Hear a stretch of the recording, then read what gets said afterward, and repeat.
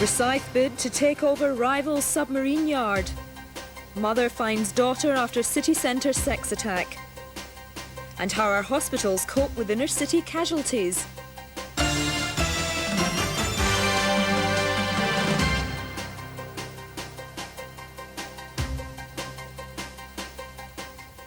Good evening. ROSYTH Royal Dockyard has made a dramatic move in the battle to refit Britain's nuclear submarines. The yard's management have offered to take over the running of its key rival, Devonport in Plymouth. They claim this would allow both yards to stay open.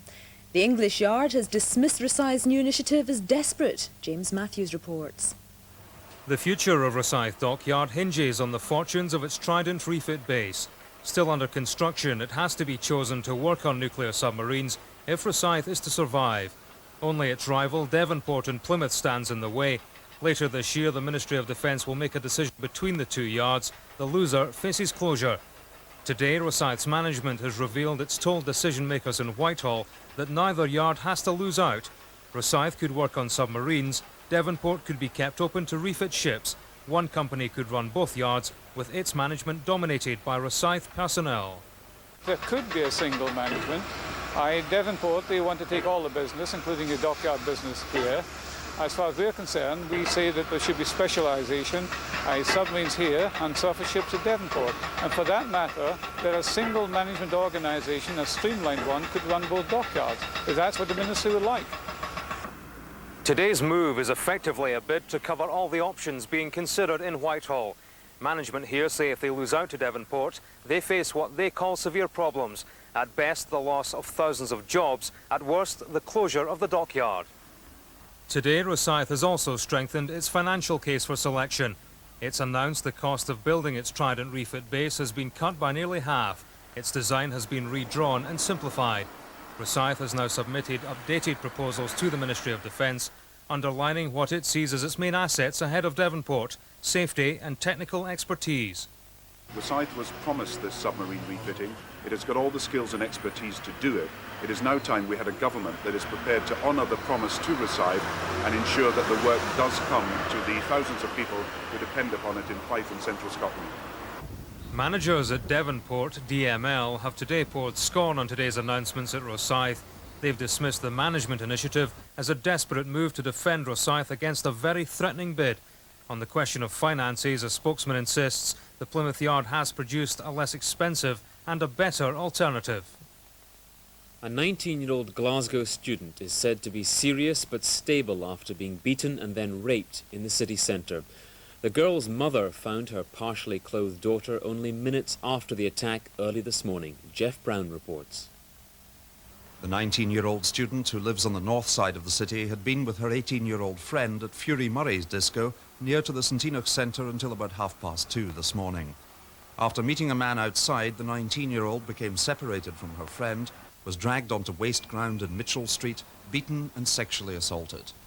The victim's mother, who'd arranged to pick her up, found her daughter staggering, partially clothed, near to where the attack took place. Well, she was a victim of a sexual assault, and she was left lying in the street in a hysterical condition and minus several articles of clothing. Did she know her attacker, as far as you know? No, she didn't know. We have evidence that she had no knowledge who her attacker was. Police have described the attacker as being about 24 or 5'10", with light brown hair. He was wearing black denims and a light crew neck jersey with black squares on it. Police say the victim is still in a state of deep shock and undergoing treatment for her serious facial injuries. Her attacker was last seen running north in Mitchell Street, around about the time many of this area's clubs and discos were emptying. Police have appealed for anyone who was in the area, and particularly taxi drivers, to come forward and help with the inquiry. Jeff Brown there. Ayrshire parents are being warned to keep close checks on their children this evening after a schoolboy was abducted. The 8-year-old was dragged through the streets of IRVINE and locked up in a garage for an hour before he was eventually released. Now police are hunting for a man who they warn could strike again. Zoe Muir sends this report. The boy had been playing on his own on the steps of Castle Park Primary about 9 o'clock last night when a man approached him and dragged him out of the school. The boy was then led struggling and kicking through a number of neighbouring streets. Police say the boy was dragged to this lane behind Queen Road and locked up in one of the garages here, but it's not clear which one. The boy was finally released after a passer-by heard his cries and opened the lock-up, but the police say they're still waiting for this man to come forward. We're obviously interested to contact the man who let the boy out of the garage and anyone who's in the area of Castle Park Primary School about 9 o'clock last night. It must have been quite a traumatic experience for the little boy. What sort of condition is he in now? At the time he was obviously very distressed by what had taken place, but this morning he's recovering well and has initially got over the shock of the incident. Police have issued a description of the man they want to interview in connection with the abduction. He's described as between 20 and 25 years old, 5'10" tall, medium to heavy build, with a hearing aid. He's said to have been wearing a ranger's top and jeans. Murder squad detectives are appealing for witnesses after a man was stabbed to death in Greenock early today. 3 brothers and another man were seriously injured during the disturbance, in which several cars were damaged in the town's Darnduff Road. But 34-year-old John McIntyre of Gabriel Street was dead on arrival at Inverclyde Hospital. Police in Greenock are carrying out door-to-door inquiries near the scene of the incident tonight in a bid to find out what led to it. The ever-increasing number of knife attacks on our city's streets and the general rise in violent crime is stretching already hard-pressed hospital accident and emergency units. Doctors and nurses who work in these units see the stark side of life in our inner cities. This week, Scotland Today goes behind the scenes at one of Scotland's busiest units, the Victoria Infirmary in Glasgow's south side. From there, live now, is Alan Fisher. Thanks, Shereen. Well, as you say, the Victoria Infirmary, one of the busiest in the country, with the Accident and Emergency Unit treating around 63,000 patients a year. We wanted to find out exactly what sort of cases they treat, and the weekends are traditionally a very difficult time for A&E units. So on Friday, the Scotland Today cameras followed the doctors and nurses as they went about their business. Viewers may find scenes in this report distressing. Friday, Saturday nights have just been, it's frightening. I would guess about 4 men. They're shot in the baseball bats. I don't think you've any idea of what goes on in these places. This is really the sharp end of medicine.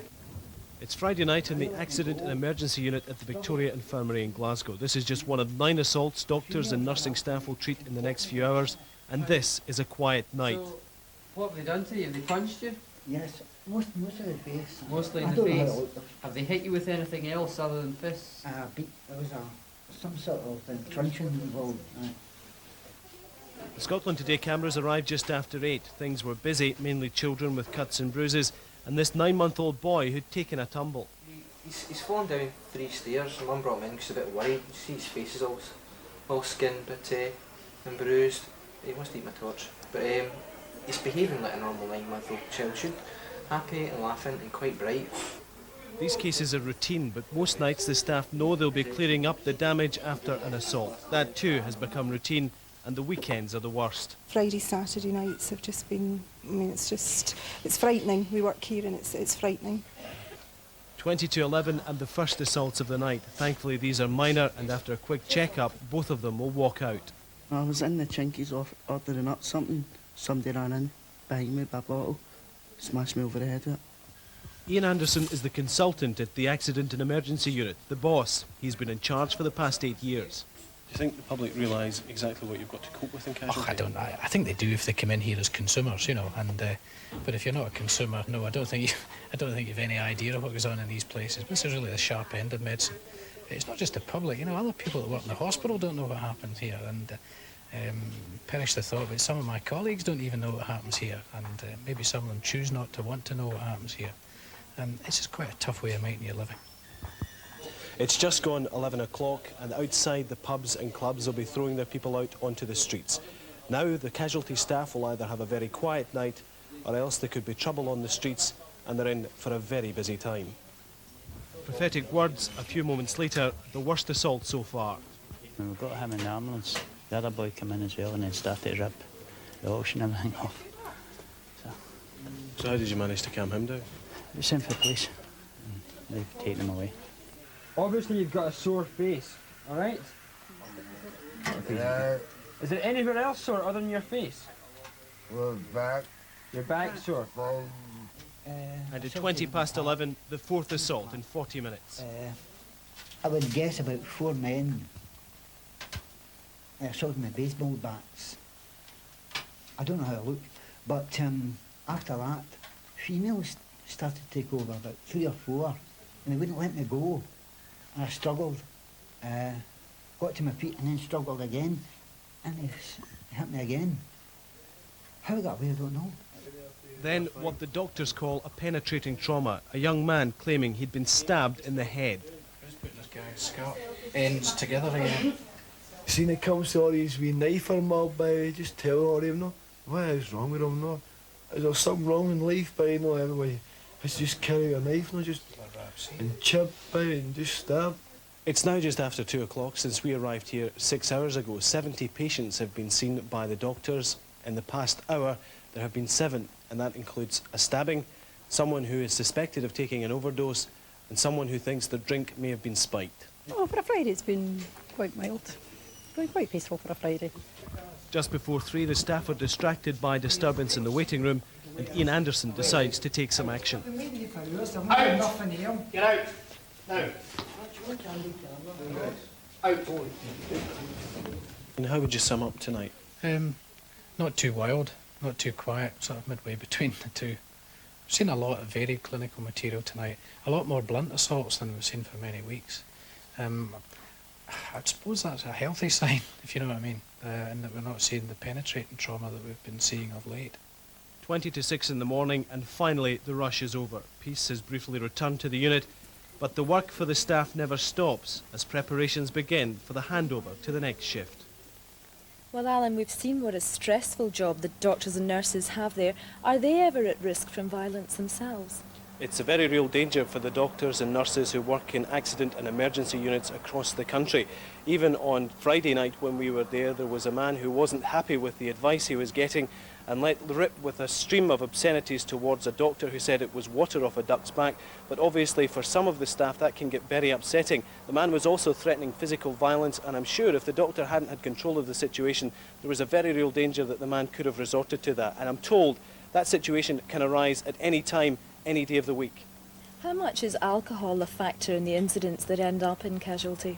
There was a great deal of alcohol in the bloodstream of many people who were taken into casualty on Friday, and also many of the people who were doing the attacking would have also had a fair bit to drink as well.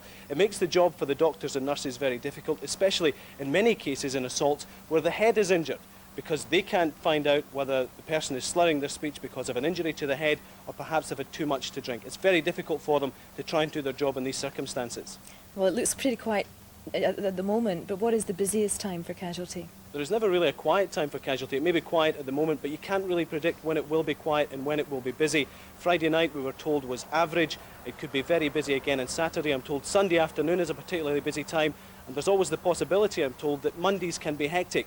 We will find out tonight. The Scotland Today cameras will be back inside the casualty unit at the Victoria Infirmary. Alan, thank you, and we'll see that report tomorrow night. Foreign companies are continuing to invest in Scotland despite the recession, according to Locate in Scotland, the agency which promotes and coordinates inward investment.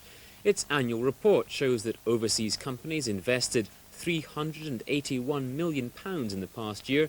That's a drop, though, of £13 million on the previous year. Fiona Ross reports. Although investment levels have held up well despite the recession, the number of jobs being created is decreasing. In 1990 to 91, £394 million was invested in 63 projects, creating or protecting 10,244 jobs. In 1991-92, £381 million has been invested in 59 projects, but this means only 6,000 jobs. Yeah, you're right. Undoubtedly, what is going on in manufacturing the world over is a replacement, certainly in the developed world, the replacement of people by capital. That way companies get to be more productive and produce more profits and so on. So yes, I think we are going to see, and we're already seeing evidence of this in the last several years, capital rising, but not necessarily the same growth in jobs. American electronics companies have dominated inward investment since Locate in Scotland was set up in 1981. But this year the largest single investment is again American, but in the healthcare field, with a major hospital project for Clydebank. The former Scotland footballer Lou Macari has appeared in court in Winchester accused of making thousands of pounds of under-the-counter payments to footballers. It's alleged Macari made the payments while he was manager of the English club Swindon Town. The court heard that top players were lured to the club by the incentive of illegal payments, all made without deducting tax or national insurance. Macari and the club's chairman and accountant deny the charges. The royal family have begun their traditional week-long June visit to Scotland, hoping to shake off speculation about the state of the Prince and Princess of Wales's marriage.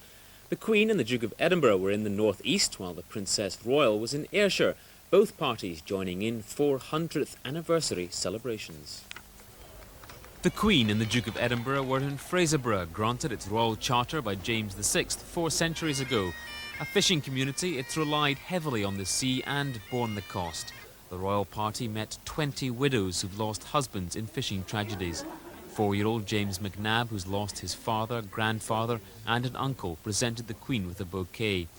She's now en route for Glasgow in an evening at the Royal Concert Hall before heading to Edinburgh and a 4-night stay at Holyrood House. They'll be joined there by the Princess Royal, who was in Kilmarnock today for that town's 400th anniversary celebrations, and the Prince of Wales, but not the Princess. She was in Scotland on Friday and will spend this week south of the border. The royal family will return to Scotland for their annual stay at Balmoral in August. It's not known whether the Prince and Princess of Wales will be there. Edinburgh's Lord Provost has launched what promises to be one of the most spectacular maritime events to be held on the Firth of Forth.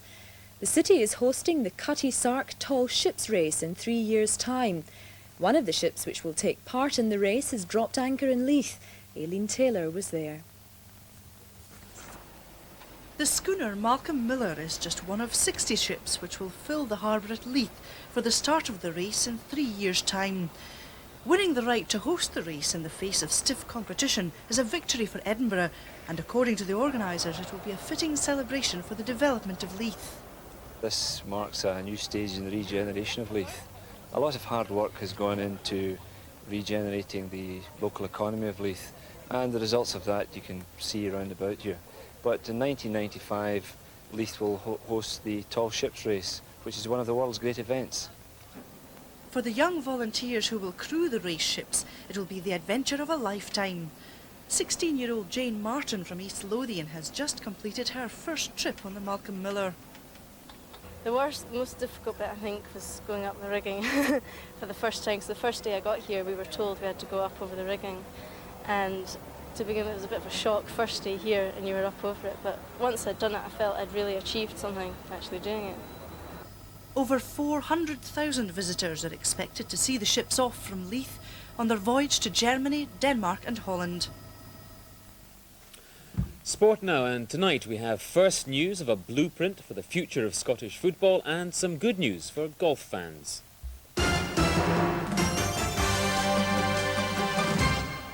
Scotland's top football clubs, the Big Five, met in secret session in Edinburgh this afternoon and are now poised to issue their plans to reshape Scottish football.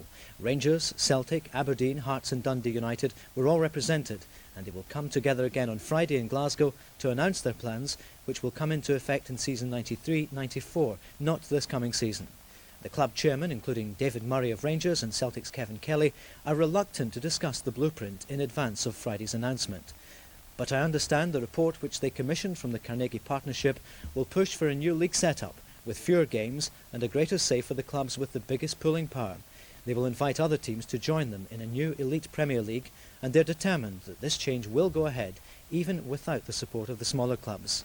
They're well aware of events in England where a new Premier League is about to get underway. Other Scottish clubs, including Hibs and St Johnstone, are keen to be part of the new setup. The Scottish League say they have not been informed of this latest move. Scotland's Colin Montgomery looks set to appear at the showpiece of the Tartan Tour, the Scottish Brewers Professional Championship at Cardross this August.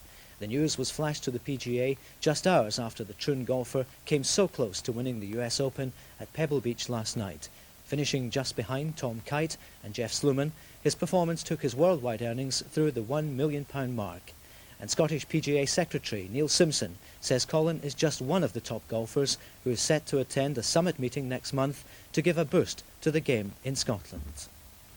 I feel in the past that they've not really been contacted, that we've not really made enough effort to go to them, so I wrote to them all and says, look guys, you know, come on along to Gleneagles, let's have a chat and let's look at the future of the European Tour players playing on the Tartan Tour and specifically in the Scottish Professional Championship.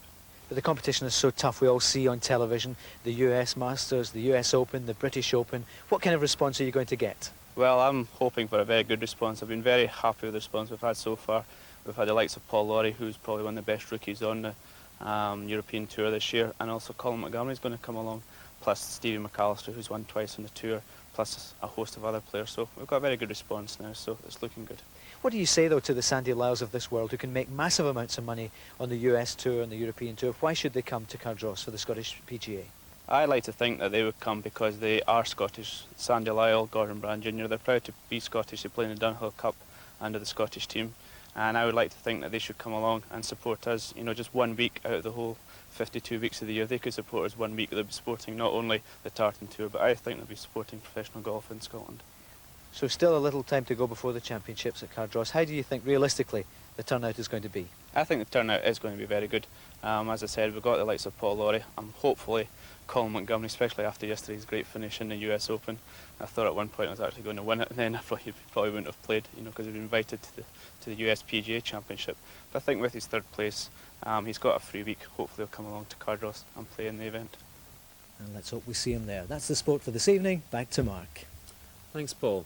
Well, time now for a look again at the stories making the news this evening with Alex McPherson interpreting for the deaf. ROSYTH Royal Dockyard has offered to take over the management of its key rival, Devonport in Plymouth, in an effort to secure a vital contract to refit Britain's nuclear submarines. A teenage girl is in deep shock in hospital after a vicious sex attack in Glasgow's city centre.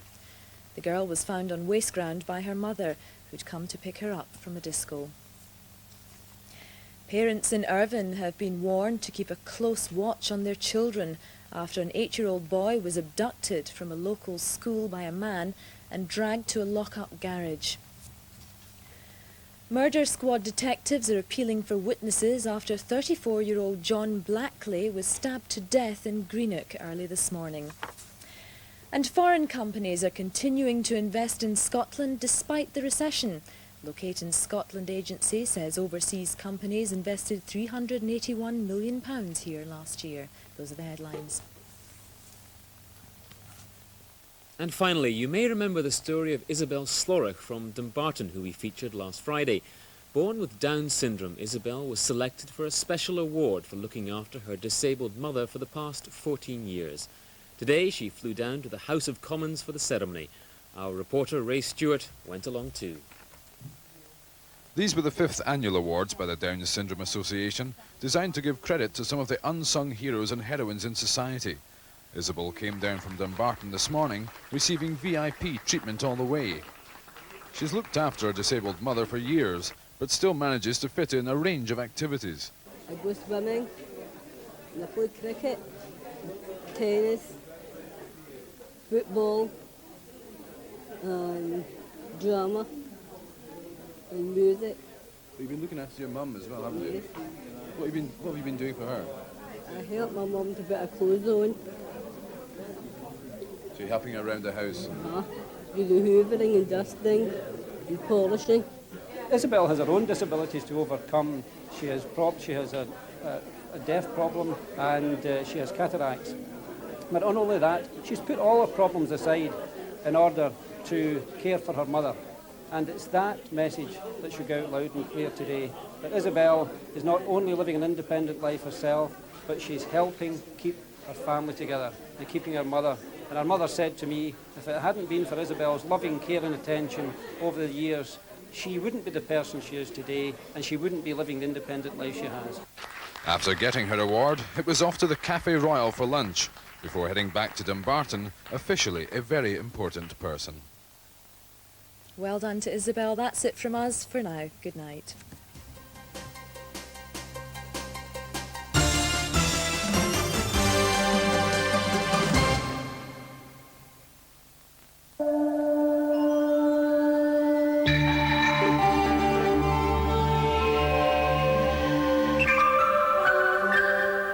Good evening. We'll see a bit of light rain coming along over the next few days, but much of it just to the western half of Scotland. And in fact, rainfall totals for the month so far are well below average. For example, in Glasgow, we've only had 18 millimetres of rain. That compares with the average for the whole month of 60. And in Edinburgh, just 10 millimetres, which again is well below the monthly average of 47. Now, the mainly dry weather continues tonight, certainly for the eastern half of Scotland, with some clear spells. But cloudy weather with patchy drizzle on the west coast may get a bit further inland tonight than it has done over the past few nights. And it's going to continue mild, especially in the west. 11 Celsius, that's 52 Fahrenheit, just a few degrees lower than that in the east. And then for tomorrow, it's going to continue cloudy with patchy drizzle across much of western Scotland. And some of that cloudy weather may get into some central parts of Scotland too, but staying quite sunny across in the east. And Edinburgh will once again see the highest temperature, getting up to 21 Celsius, that's 70 Fahrenheit. Whereas in the cloudier west, more like 15, 16 Celsius, that's around 60 Fahrenheit. Well, that's all for the moment. Here's a summary.